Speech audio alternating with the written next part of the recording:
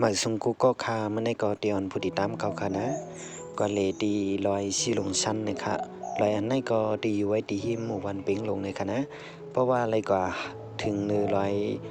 ชีลงชั้นเยาในแต่ละหันตั้งหางนี้เป่งลงตั้งหนุ่มตั้งหลายเด็กค่ะนะวันนี้ก็จะพาผู้ชมครับไปไปเที่ยวที่ภูเขาชีลงชันครับถ้าถึงบนภูเขาแล้วจะได้เห็นความสวยของหมู่บ้านเปียงหลวงครับเยอะแยะเลยที่ไรหันอยู่ในก็เป็นอ่างเก็บน้ำไว้ปุ่นตาใจดีหมู่บ้านเปียงหลวงเลยค่ะที่ไรเห็นอยู่นี้ก็